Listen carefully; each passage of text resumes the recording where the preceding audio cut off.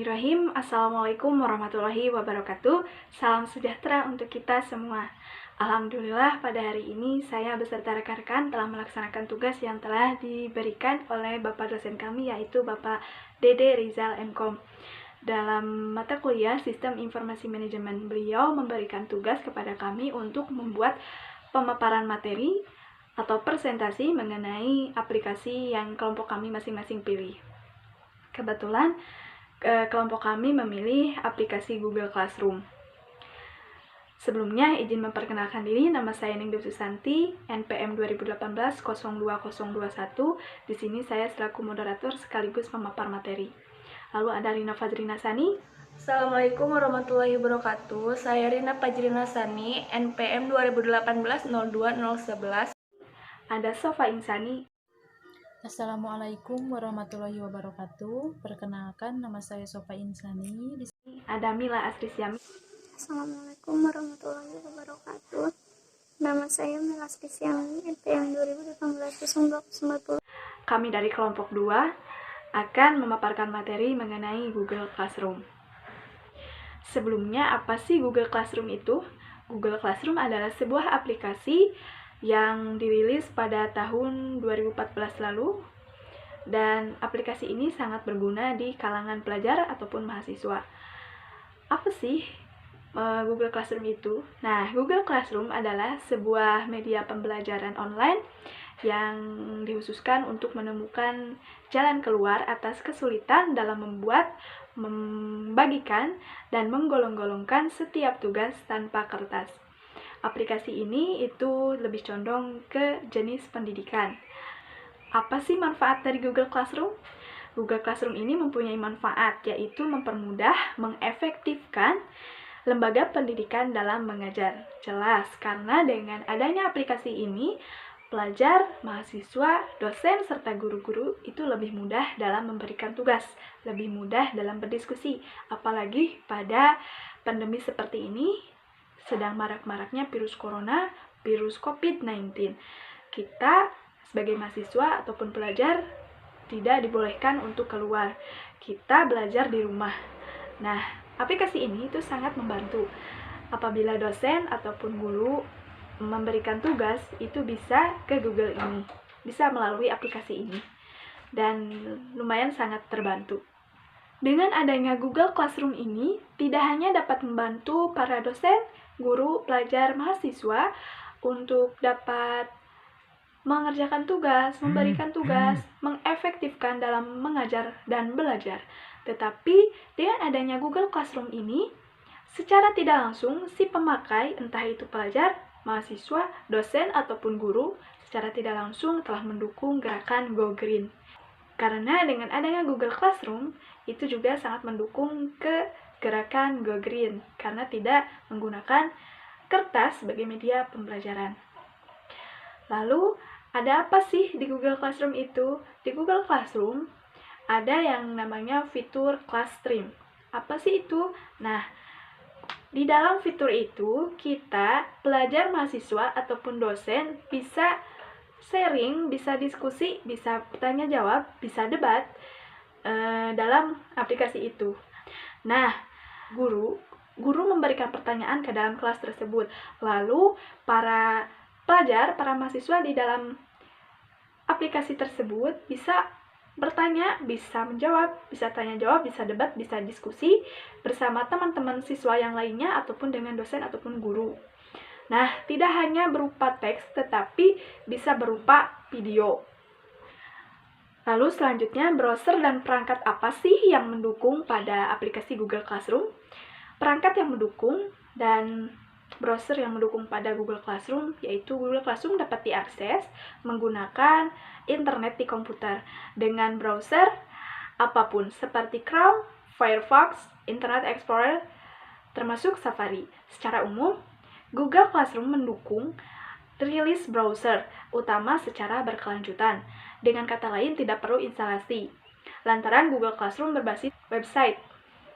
Akan tetapi, instalasi diperlukan bila mengakses Google Classroom melalui perangkat bergerak, lantaran juga tersedia untuk perangkat seluler berbasis Android ataupun Apple.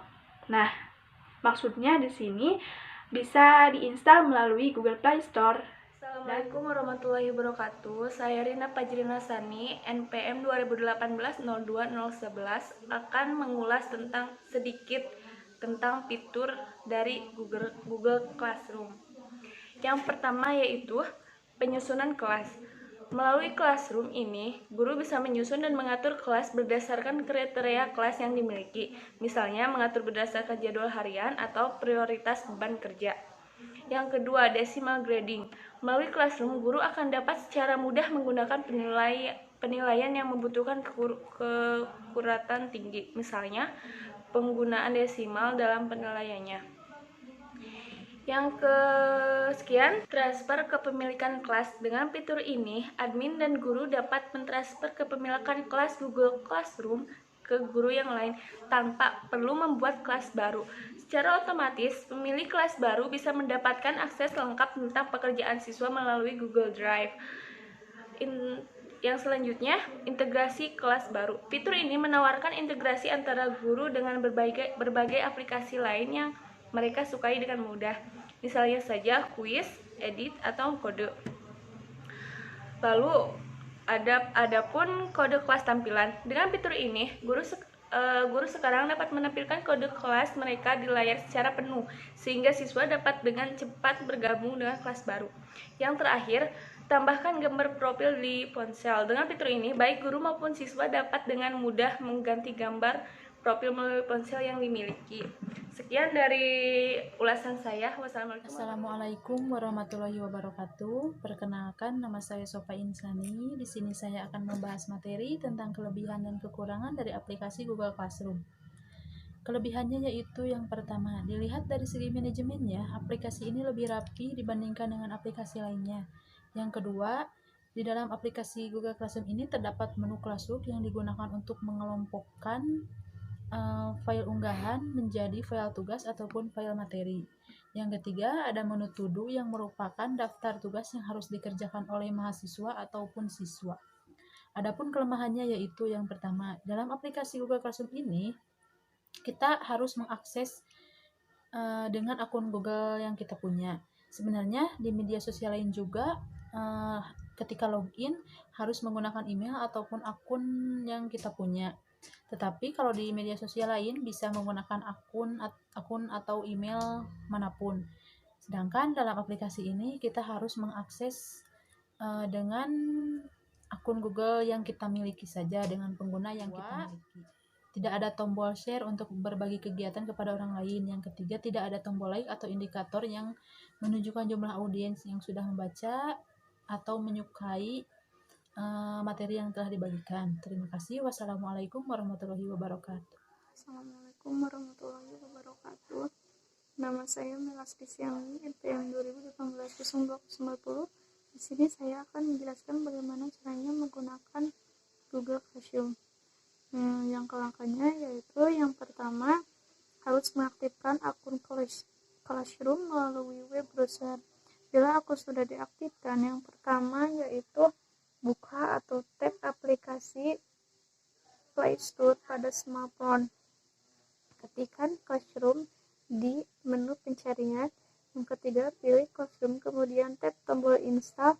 Yang keempat, untuk selanjutnya akan muncul laman pop-up persetujuan, tab tombol accept untuk melanjutkan instalasi. Yang kelima, setelah proses instalasi, tab tombol buka atau open untuk membuka aplikasi Classroom. Masukkan informasi akun Classroom, tab tombol buka atau sign in. Yang ketujuh, kemudian tab add another akun atau tambahkan akun lain. Kedelapan, pilih tombol accepting, kemudian masukkan informasi akun Classroom berupa email pada kolom yang tersedia. Setelah itu, masukkan password atau kata sandi untuk tombol berikutnya untuk melanjutkan. Yang kesembilan, ketika proses sign in berhasil, kita akan diminta persetujuan tentang persyaratan dan kebijakan privasi. Klik tombol accept atau terima untuk menyelesaikan proses masuk atau sign in. 10. Ikuti tur Classroom dengan panduan atau sentuh, lewati atau skip untuk membatalkannya. Sekian pemaparan materi dari kelompok kami, dari kelompok 2, mengenai Google Classroom. Semoga pemaparan materi dari kelompok kami dapat mudah dipahami dan ilmunya ini dapat bermanfaat khusus untuk kami dan umumnya bagi kita semua yang mendengarkan dan menyimak video ini. Sekian, terima kasih. Mohon maaf bila ada salah-salah kata.